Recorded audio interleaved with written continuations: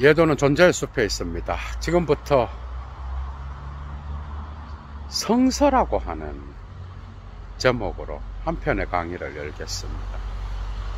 여기서 성서는 그리스도교 전통에 있는 구약 성서와 신약 성서 양쪽을 합쳐서 나타내는 말이 아니라 구약 성서만을 나타내고요. 이것은 당연히 유대 전통의 토라와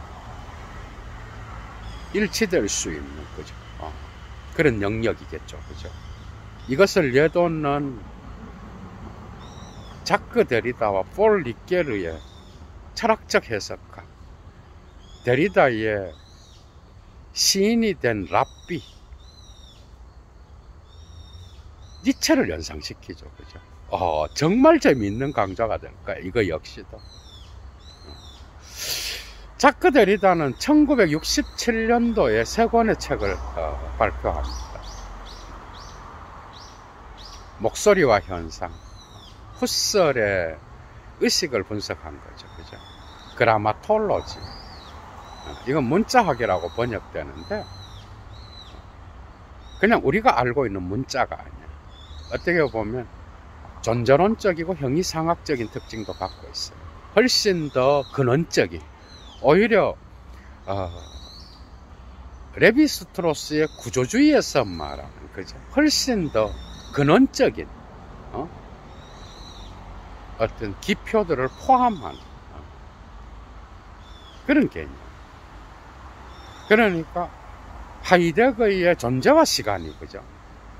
어떻게 보면은 모든 학문에 앞서 있는 근원적인 것으로서 제시했다면, 데리다는 이 그라마톨로지를 모든 학문에 앞서 있는 모든 실증 학문들이 그거에 근거할 수밖에 없는 그런 걸로 이제 제시했는데, 이것도 하이데거한테 배운 거겠죠. 그죠?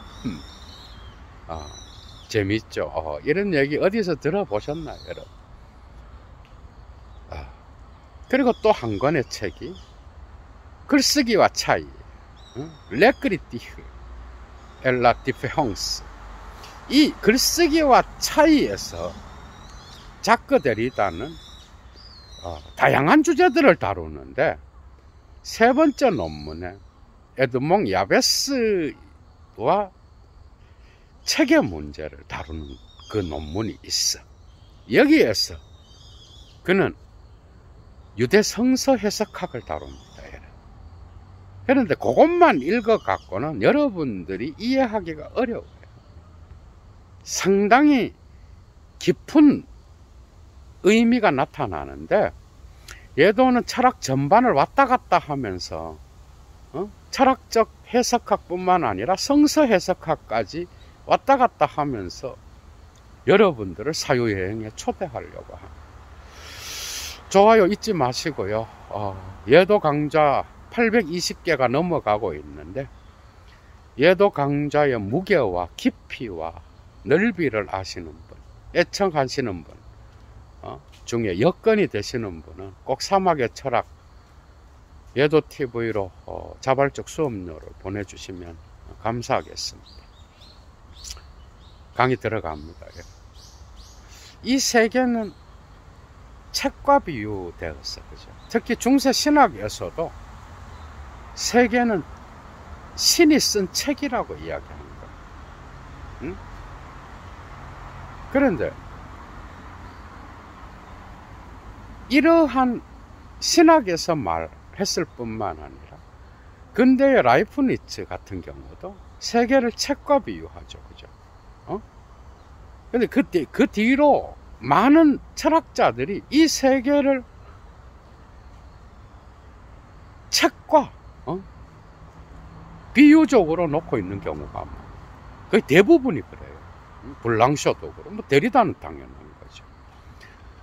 그런데 세계를 책에 비유하는 게 아니라 세계가 책 속에 있다, 뒤집어서 해석한 민족이 있는데, 그게 바로 유대인들이. 유대인들에게 여러분 책이 왜 중요하겠어? 여러분들이 이 강좌를 듣고 자크 데리다의 글쓰기와 차이의 세 번째 논문을 읽으면 쏙쏙 들어올 뿐만 아니라 거기에 대한 훨씬 더 폭넓고 깊이 있는 이해를 얻을 수 있을 거야, 여러분. 그러니까 유대인들은 세계를 책과 비유했을 뿐만 아니라, 그죠? 여기서 그친 게 아니고 이 세계가 책 속에 있다라고 사유했다라는 거예요. 그러니까 왜 유대인들한테 책이 중요하겠어요, 여러분? 왜 책이 중요해요? 이 책은 초장소를 의미하는 거였어요, 유대인들한테는. 여러분들 봐봐. 장소가 있다. 이거는 역사적 장소를 의미하죠, 그죠? 역사적 장소를 의미하는데, 얘도 지금 존재의 숲에 서 있잖아, 그죠? 하이데거의 거기에도 분명 역사적 장소를 나타내는 거야, 다자인의 다도. 그런데 이 책은 유대인들한테는 초역사적 장소를 나타내는 거였어. 당연한 거죠. 왜 그렇죠? 그들은 다윗과 솔로몬의 시대를 지나면서, 그죠? 아수르와 바벨론으로부터 국가를 잃게 되잖아. 여러분, 국가를 잃는다는 건 영토를 잃는다는 거예요. 그게 그때부터 영토가 없는 민족이 되는 거예요.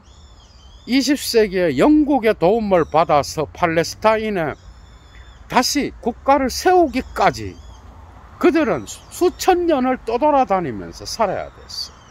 그죠? 그러니까 유대인들한테는 집이 없어. 고향이 없어. 장소가 없이 일평생을 떠돌아다니면서, 일평생이 아니라 수세기를, 그죠? 수세대의 사람들이 태어나서 죽는 걸 거듭하는 동안 그들에겐 장소가 없었어. 장소가 없다라는 것은 고향이 없다는 것이요, 집이 없다는 것이요. 이런 사유는 레비나스의 사유와도 상당히 일치해. 레비나스가 이러한 유대교의 사막의 해석학을 갖고 플라톤과 소크라테스의 서양 철학을 해체해버리잖아, 그죠? 그 부분이 좀 다르게 나타나는 거는 있어. 그러니까 서구 철학 전통에서 우리가 볼 때에 이러한 레비나스의 타자의 철학은 그 존재론에 기속되지 않는, 그러니까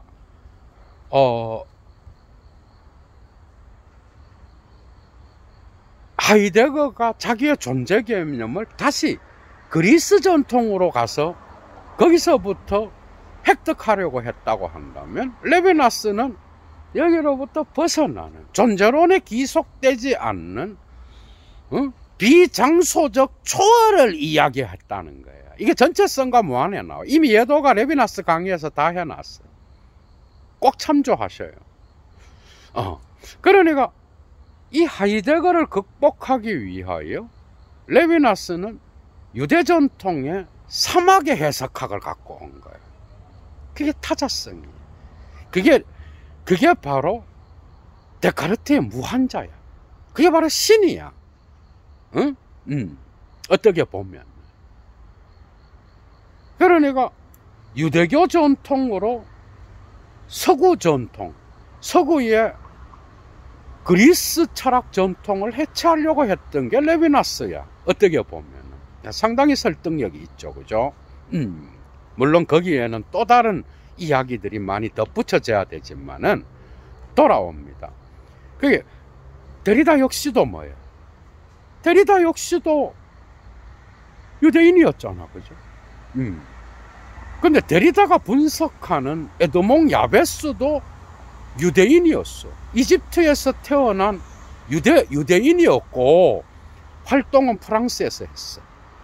1912년에서 1991년까지 살았던 프랑스의 위대한 시인이었어. 그러나 에드몽 야베스의 시들은 상당히 유대적 특징을 갖고 있었어. 이걸 이제 데리다가 해석하는. 그게 왜 유대인들은 그러면 이제 다시 돌아가서 유대인들은 왜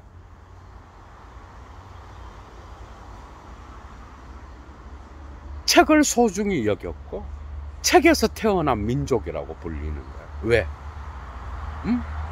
국가를 이뤘어. 디아스포라 돼서 자기 국가가 없이 언제나 이방인으로 살아야 됐던 그런 민족이었어. 수천 년 동안. 국가를 잃고 나서 가장 소중한 게 뭐예요? 책인 거예요. 왜 그들에게 책이 중요해요? 책은 장소를 초월하는. 그러나 유대 해석학에서 또 중요한 거는 모세가 십계명을 받아 모세 오경을 좁은 의미로 토라라고 그래. 이런 것도 좀 여러분들이 알아야 될 필요가 있어. 그러니까 유대 전통에서 토라는 좁은 의미로 모세 오경을 가리켜. 창세기, 출애굽기, 레위기, 민수기, 신명기. 그러나 토라는 넓은 의미로는 구약 성서 전체, 뿐만 아니라 심지어 탈무드까지도 그죠? 포함하는 경우가 많아. 그래서 토라를 공부한다는 넓은 의미는 구약 성서 전체와 그것을 사회적인 어떤 그러한 삶과 적용시키면서 해석한 구전 토라라고 해요. 그러니까 쓰여진 문자로 쓰여진 전통인 쓰여진 글자로 쓰여진 토라가 있었고 쓰여지지 않고 입으로 전해진 구전 전통의 토라가 있어서 이것은 토라를 어떻게 쓰여진 토라를 어떻게 사회적인 생활 그러니까 여성의 문제, 음식의 문제, 종교 의례의 문제, 그 다음에 소송의 문제, 농사법의 문제 이런 사회의 모든 제도들에 적용시키는 것에 그죠? 쓰여진 거예요. 그러니까 구전 토라는 쓰여진 토라를 실제 삶에 적용시키면서 전해져 내려오다가 3세기에 거의 완성된 거예요. 이 모든 걸 다 토라라 그래요. 그래서 이걸 미시나라 그래요. 그러니까 이 미시나가 바로 구전 토라인데 그게 훨씬 더 정밀하고 많은 이야기들을 담고 있겠죠. 사회적 상황을 포함되니까 이미 이건 해석학인 거야. 그죠? 그게 유대 전통의 해석학은 상당히 그죠? 복잡하고 문자를 소중히 여기는 이걸 이제 데리다가 해석하는. 그러니까 크게 보면은 좁은 의미로 쓰여진 토라가 있고 구전 토라가 있어. 구전 토라는 쓰여진 토라를 사회의 실제 삶에 적용시킨 모든 담론들을 이야기하는 거예요. 그게 불교적으로 볼 때도 불교의 부처님의 말씀이 있고 그 부처님의 말씀을 그죠? 제자들이 듣고 쓰여진 게 있었고 그걸 또 해석한 게 있는 거야. 그죠? 그러니까 이런 서구 철학의 철학적 해석학은 이런 모든 동양 철학의 전통에도 적용될 수 있는 거야, 여러분. 성서 해석.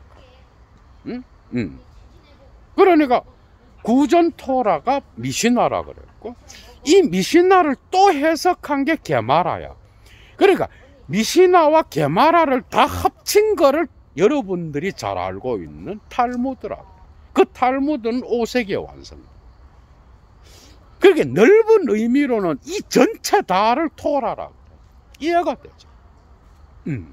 이런 정도의 여러분들이 전통적인 것들을 알고 있으면 좋고. 그게 유대인들한테서 책은 뭐예요? 신의 말씀입니다. 그러니까 처음에 신이 모세에게 자기 자신의 계명을 알려줬어. 알려주니까 모세는 받았었어. 그때 세계가 뭐예요? 책이 되는 순간인 거예요. 그죠? 그런데 이들이 국가를 잃어버리고 이제 떠돌아다니는 디아스포라의 삶을 살게 될 때부터 그들의 길을 인도해 줄 장소가 없어진 거예요. 맞죠? 성전 파괴가 일어나잖아. 장소가 없는 거야, 장소가. 그러니까 예루살렘 성전이 파괴되고 국가를 잃어버리니까 예배를 드릴 장소가 없는 거야. 그러니까 디아스포라 된 이방인의 땅에서 그들이 어디에서든 예배를 드릴 수 있는 그러한 장소가, 초장소적 장소가 중요했던 거예요. 거기서 중요한 게 뭐예요? 책인 거예요. 토라를 공부하고 토라를 지키고 모든 진리는 책 속에 있고 세계가 책인 게 아니라 세계가 책 속에서 나타나는 거예요. 유대인들한테서는. 이제 이해가 되죠. 그러니까 토라는 뭐예요? 초역사적 책인 거예요. 장소를 초월한 초장소적 장소요. 그리고 모든 한계를 넘어서는 초월성을 갖고 있는 그러한 책인 거야. 유대인은 뭐냐? 에드몽 야베스가 말하는 것처럼 유대인은 책의 민족이요, 책에서부터 태어난 민족.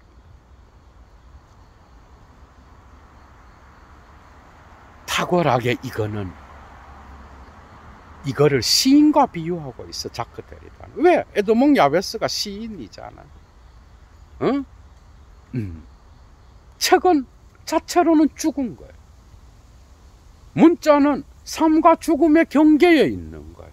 문자는 언제나 부재를 갖고 있는 거야. 문자는 표현되었을 때에 표현되지 않는 은폐된 곳이 나타나는 거예요. 문자는 언제나 부재에 소속되어 있고, 문자가 빠로를 통하여 표현될 때에는 뭐죠? 거기에는 언제나 죽음의 흔적이 함께 들어있는 거예요. 문자는 이 세계를 완전히 표현할 수 없지만은 문자는 표현될 때에 언제나 여백을 남기는 거예요. 마치 신과 같은 거예요. 마치 시인의 삶과 같은 거예요. 시인은 언어에 기속되어 있으면서도, 그죠? 언어를 초월하는 게 바로 시인이에요. 맞죠? 그죠? 이거는 가다머의 해석학에도 나타나. 시인은 한 인간으로서 역사와 언어에 기속된 자들이야. 그죠? 그러나 시인들은 또 다른 한편으로 빠로를 통하여 랑그를 넘어서서 빠롤 자체의 자유를 줄 수 있는 랑그의 기속성에만 갇혀있는 자들이 아니라 자기만의 빠로를 통하여 랑그를 끊임없이 넘어서는 그런 자들. 그래서 시인들은 언제나 사막과 도시의 경계에 있는 자들. 사막은 하나의 텍스트인 거예요. 거기에는 길이 없는 거예요. 수만 가지의 길이 있지만은 보이지 않는 길인 거예요. 그게 바로 텍스트인 거예요. 탁월하죠, 여러분. 이게 바로 시인의 삶인 거예요. 시인은 사막에 던져진 자들이요, 거기에서 언어를 통한 길을 찾아내는 자들이요, 길 없는 길을 가는 자들이요, 유대인들과 같이 특정 장소가 고향이 아닌 특정 장소가 자기의 의식주를 해결하고 날씨로부터 보호해 줄 수 있는 삶의 어떤 그러한 보호처가 아니라 그들이 가는 장소는 언제나 거기에 있음을 넘어서는 저쪽을 가리키는, 여기에 정주하고 있지만 언제나 이미 그것을 넘어서 있는 것 같은 거예요. 이게 바로 유대인들의 삶인 거예요. 그들이 가는 곳은 고향이 아니에요. 그들이 가는 곳은 언제나 책과 더불어서 그 문자를 통하여 신과 더불어 새롭게 부재가 나타나는 장소예요. 부재를 통하여 현전이 드러나는 장소요. 그 현전이 고정화될 때 또다시 부재를 통하여 그 장소를 떠날 수밖에 없는 것이에요. 길 없는 길을 끝없이 만들어야 되고, 그래서 신은 뭐예요? 유대인들의 신은 뭐예요? 특정 장소에 갇히지 않는 신이에요. 이건 세계적인 신학자 폴틸리히가 그죠? 이야기했던 거예요. 공간의 신은 우상의 신이에요. 우상을 넘어서는 신이 바로 시간의 신인데, 이 시간의 신은 유대인들의 신, 야훼의 신, 그리스도인들의 신, 유대 그리스도교 전통의 야훼에 비유했던 신의 개념이 불교한테는 없지만은 불교 역시도 특정 장소를 끊임없이 넘어선다는 점에서는 이러한 것과 일치한 거예요. 오늘날 썩어 빠진 그리스도교 전통에서 이러한 끊임없이 넘어서는 장소 없는 장소를 이야기하고 포스트 모던적인 거죠.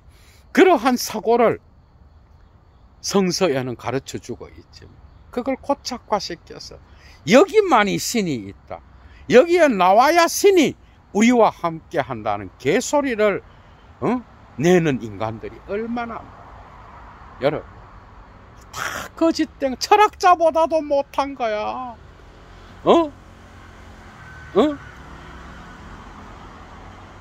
수년을 갖다가 유대교 전통에서 공부를 하면 뭐해요? 수년을 갖다가 신학 공부를 하면 뭐해? 자기 스스로 해석할 수 있는 능력도 없는데, 철학자보다도 못한 게 성직자들이에요. 에드몽 야베스에 대한 시를 탁월하게 해석하는 이 데리다의 어떤 그 유대교 전통의 특징을 과연 어느 신학자가, 어떤 성직자가 이런 정도로 해석할 수 있겠어요?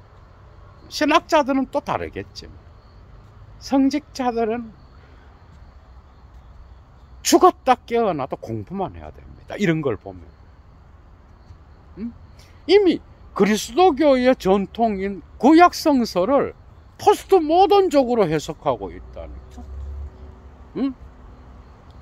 신은 끊임없이 자기 자신을 안에서 분열을 일으키는 자예요. 이거는 헤겔의 정신현상학을 연상시키는 거야. 그죠? 쉘링의 철학을 우리가 또 생각해 볼 수 있는 거예요. 신은 끊임없이 자기 자신 안에 균열을 내면서 자기 자신에게 반격하는 자요. 자기 자신에게 질문하는 자야. 신은 고정된 신이 아니야. 신이 있다면 그 신은 끊임없이 역사의 시간을 따라서, 그죠? 특정 장소에 머물지 않고 유대인들이 책에서 나타나듯이 그들이 가는 곳마다, 그죠? 그들과 함께하는 신. 시인들의 삶 역시도 이런 초월성에 열려져 있지 않다면 그는 시인이 아니에요. 시인은 결코 특정한 역사적 장소에 머무는 자가 아니야. 시인은 결코 도시에 머무는 자가 아니야. 시인은 사막의 텍스트를 쓰기 위해 낮에 머무는 자도 아니에요. 밤과, 그죠? 길 없는 사막에 고독하게 서서 자기의 언어를 통하여 언어를 해방시키는 자예요. 언어에 기속되어 있으면서도 그 언어를 자기 자신만의 빠로를 통하여 해방시키는 자가 시인인 거예요. 응? 신은 뭐냐? 그래서 신은 율법을 깨는 곳에서 신은 또다시 현존합니다. 이게 바로 유대인들의 해석학이었어. 여러분들 그러잖아. 어디 교회나 가면 여러분들 봐봐. 성서의 말씀을 지켜야 됩니다. 문자적으로 지켜야 돼. 이지랄. 문자적으로 그게 지켜지나? 신이 말한 계명이 있어. 그게 십계명이라고 합시다. 예를 들면 큰 계명이 유대 전통에서 그 십계명을 해석하는 순간 그 십계명의 문자는 깨져버려요. 이게 바로 해석학인 거야. 그게 깨지는 순간 신은 자기 자신에 대하여 의문을 던지는 순간인 거예요. 신은 언제나 자기 자신과 분열되어 있는 거야. 분열되었다가 다시 자기에게로 돌아오는데 그것은 바로 문자를 소중히 여기는 유대 전통, 모세 오경, 모세가 받았던 그 계명, 율법, 그게 바로 문자의 민족이라는 것을 드러내는 거야. 그러나 그 문자는 해석을 통하여 끊임없이 깨져야 되는 거야. 존재는 물을 통하여 해체될 때에 새로 태어나는 거야. 아, 대단하죠. 이게 바로 유대 해석학이었어요. 그래서 하나의 계명으로부터 수백 가지의 해석이 나올 수 있는 거예요. 이걸 금지하면 뭐가 돼? 미시나도 없고 토라도 없는 거지 뭐. 그래서 랍비는 시인이 되어야 됐던 거야. 데리다는 마치 자기가 에드몽 야베스를 해석하면서 유대 전통을 해석하면서 자기가 속해 있는 유대 전통을 이야기하면서 데리다는 뭐? 마치 시인이 된 랍비가 된 시인을 연상시키고요.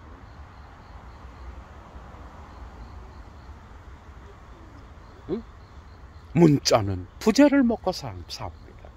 문자는 언제나 기이한 거예요.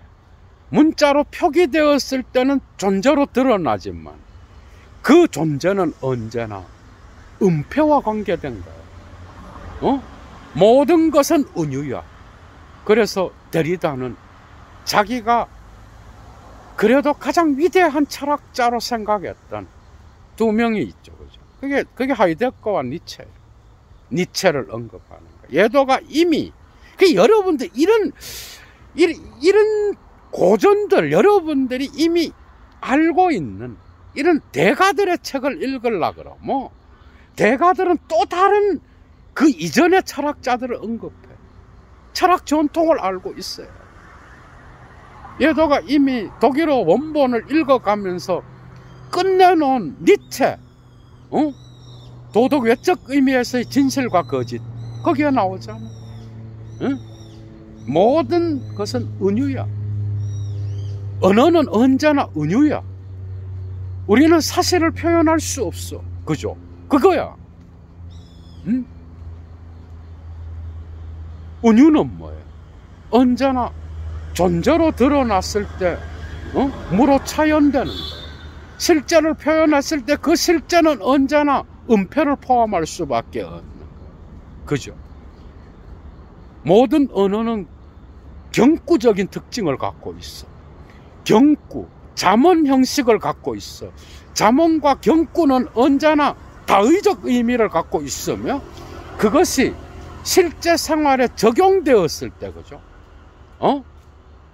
그것이 실제 생활에 적용되었을 때 이 경구, 잠언은 언제나 그 의미를 미끄러져 놔.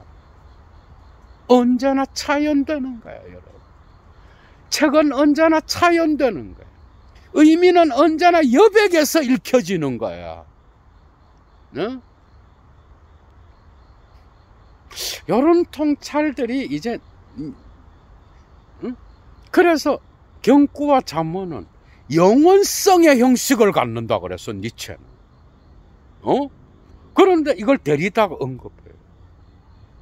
영원성의 형식이라는 거는 뭐야? 시와 같은 거예요.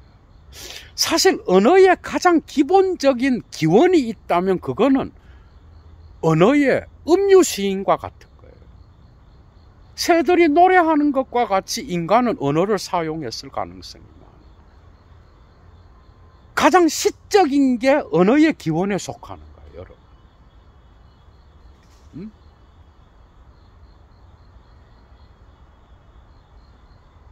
그래서 시는 언제나 표현될 때 그 표현되지 않는 행간의 의미를 갖고 있는 거예요. 아간베는 이런 관점에서 자기의 위대한 미학책을 행간이라고 불렀던 거야, 여러분. 재미있죠? 다 나오죠, 그죠?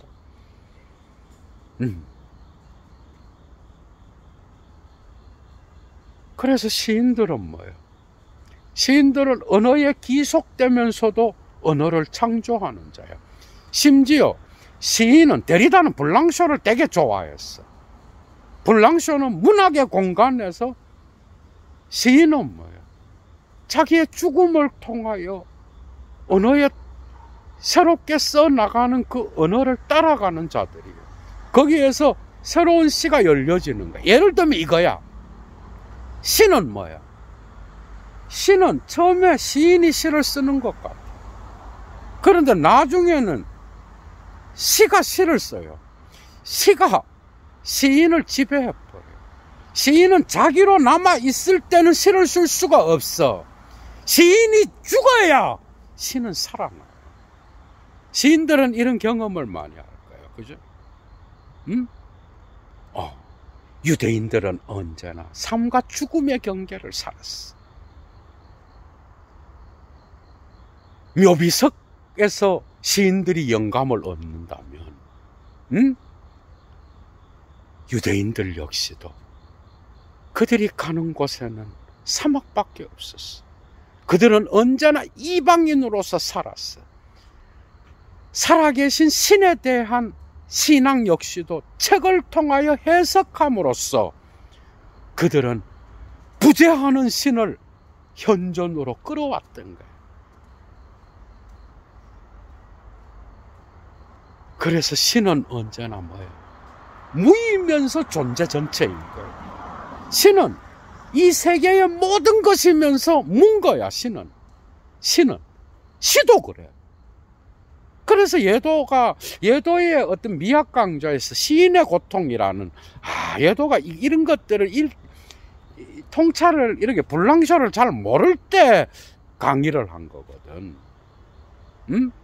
어떤 선생님한테 블랑쇼를 소개받으면서 예도가 이제 1차 자료를 읽어보니까 장난이 아니야. 그래서 예도가 블랑쇼의 강좌도 따로 5개나 해놨어. 바깥의 사유라는 제목으로. 데리다도 블랑쇼를 밥 먹듯이 언급해요.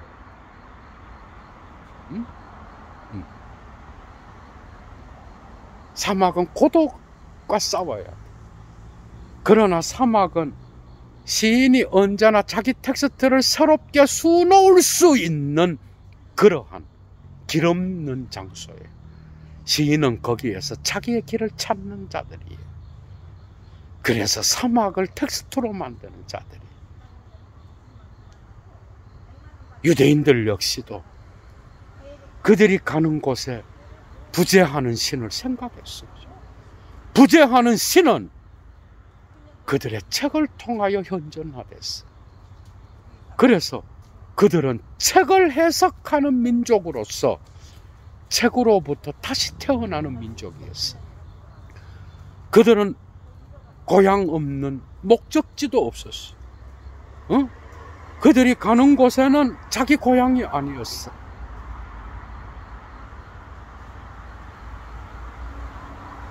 언제나 그들은 존재와 무의 경계에서, 그죠?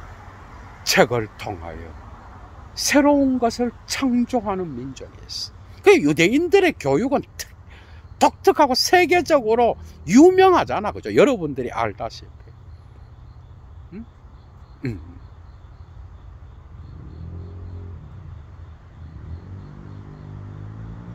저는 그렇게 생각해요. 모든 책을 해석하는 거는 시인이 시를 쓰는 것과 같이 다의성에 열려져 있어야 돼. 그렇지 않으면 그 인간은 그 책의 소유주가 돼버려.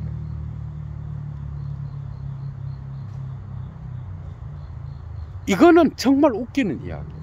그러니까 특정 책의 소유주라는 건 뭐예요? 폭력이라는 거예요. 어떤 인간도 심지어 그 책을 쓴 책의 저자도 책의 주인이 아니에요. 그는 이미 언어에 기속된 상태에서 자기의 파롤에 자기의 죽음을 통하여 자유를 준 자야. 그죠? 그렇다고 한다면 그 시인이 자기가 자기 글을 쓴 게 아니야. 언어가 그 글을 쓴 거야. 단지 그는 파롤의 자유를 줬을 뿐이야. 랑그의 차이를 통하여 파롤의 자유를 줌으로써 새로운 시를 창조한 거야. 자기 책도 주인이 자기가 아니야. 이걸 모르는 저자는 수준이 낮은 거예요, 여러분. 수준이 아주 낮은 거예요. 이러한 책들의 주인도 그렇다면 고전 중에 고전인 종교경전들, 그죠? 성서와 같은 것들이 특정 인간의 주인이 됐다? 이거는 완전 코미디죠. 성서의 주인은 성직자가 아닙니다. 신학자가 아닙니다. 성서의 주인은 없어요. 아무도 주인이 아니야. 이 종교 전통에서 성서를 이렇게 해석했어. 그럼 저 종교 전통에서는 이단이라고 그래. 그럼 지네들끼리 통용되는 거지. 다른 전통에서는 다른 이야기를 해요. 주인이 없어요. 신이 무이면서 존재 전체인 것처럼 신의 책 역시도 주인이 없어. 어느 누구도 해석의 특권을 갖고 있지 않아. 데리다는 이 해석의 특권에 대하여 가다모와 논쟁을 했는데 데리다가 훨씬 더 강렬하고 심연적이고 그 다음에 해체적이에요. 어떤 권위자도 특정 테스트의 주인이 아니에요. 성서도 그래요. 이 성서는 유대인들이 주인이 아니에요. 그리스도교인도 아니에요. 그거를 해석하는 모든 자가 주인이야. 주인이면서 그 텍스트에 기속된 자들이야. 주인이면서 노예인 거예요.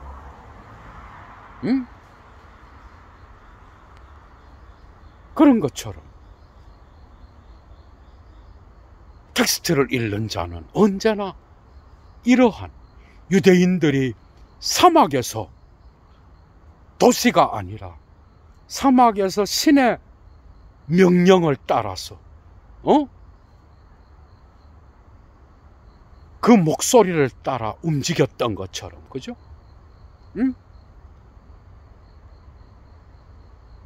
고정된 의미는 존재하지 않습니다. 시인은 가장 싫어한 게 고정된 의미예요. 책의 의미는 언제나 차연돼 있고 책의 의미는 언제나 미끄러져 있어. 그래서 공백에서 새로운 의미가 탄생되는 거예요. 텍스트, 시인의 텍스트가 이미 쓰여진 문자와 그 기호의 여백에서 새로운 의미가 창조되는 것처럼 어떻게 보면 유대인들이 세계가 책에 비유될 수 있다는 것을 더 나가서 세계는 책 속에 있다라고 이야기했을 때 그것의 가장 큰 의미는 우리는 책을 통해서만 책 밖으로 나갈 수 있고 책을 통해서만 이 세계의 의미를 획득할 수 있다라고 하는, 어떻게 보면 다소는 하이데거적인 냄새도 상당히 많이 나는 거예요. 그 모든 건 해석이야. 어? 유대인들이 모세가 받은 그 율법을 그죠? 협소한 의미의 토라라 그랬고, 그것을 구전 전통으로 해석하면서 사회적 제도에 적용시킨 거를 미신나라 그랬어. 그 미신나를 또 해석한 게 게마라요. 그걸 두 개 다 합친 게 탈무드라면 이들의 전통 자체는 해석의 역사였어. 그러나 유대교의 전통만 해석학의 역사겠어? 아니요. 아무리 불교가 실천적 수행을 소중히 여긴다 하더라도, 그죠? 그들이 수천 년 동안 갖고 왔던 그 텍스트, 경전을 무시할 수 없는 거예요. 경전은 언제나 새로운 경을 낳고, 새로운 해석은 언제나 또 다른 해석을 낳는 거야. 그래서 해석은 해석을 통하여 꼬리를 물면서, 그죠? 그 종교 전통의 텍스트의 그물을 만들어내요. 데리다는 이것을 유대인들의 삶과 연관시켰던 거예요. 모든 텍스트 해석자는 유대인들이 사막을 여행하는 것처럼 그렇게 해석하는 거예요. 의미는 확정되지 않아. 그 텍스트를 끊임없이 현존화시키지만 그 현존화는 언제나 무의 흔적을 갖고 있는 거예요. 의미는 언제나 차연되는 거예요. 경계는 없어. 삶과 죽음의 경계, 도시와 사막의 경계, 발걸음이 내딛는 그 순간 존재는 비약을 통하여 무로 바뀌었다. 이러한 의미의 다이성, 차연의 어떠한 운동을 여러분들이 이해하지 못한다면, 여러분들은 성서와 같은 구약의 그 위대한, 그죠? 말씀들, 거기에서 주는 신의 목소리를 여러분들의 협소한 사고에 가둬놓고 신의 목소리를 우상으로 만들어버릴 거예요. 이해가 되죠? 이런 것들을 우리는 데리다로부터 배울 수 있는 거예요. 여러분들, 특히 성서를 해석하는 자들은 시인으로부터 배워야 돼요. 언제나 열려있는, 언제나 존재의 빈터에 나가 있는, 도시에서 사막을 향해 나가 있는, 특정 장소의 저기에를 생각하는, 언제나 장소 없는 장소를 고독을 통하여 배회하는, 언제나 죽음의 경계석에서 영감을 얻는, 언제나 밤의 해석학을 통하여 낮에 존재론을 해체하는 이 위대한 시인들의 삶으로부터 배워야 된다. 이렇게 되지 않는다면 여러분들의 성서 해석은 우상의 해석이 될 것이요, 독단적인 교리의 해석이 될 것이요, 성서가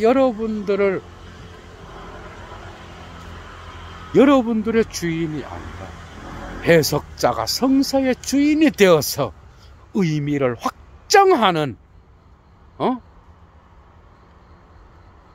그러한 어리석음을 범하게 되어야 된다. 시인으로부터 배우십시오. 시인이 된 랍비 데리다로부터 배우십시오. 예도 강좌 마칩니다, 여러분. 재밌었죠? 행복한 저녁 되십시오. 어디서든 건강하십시오, 여러분. 추스.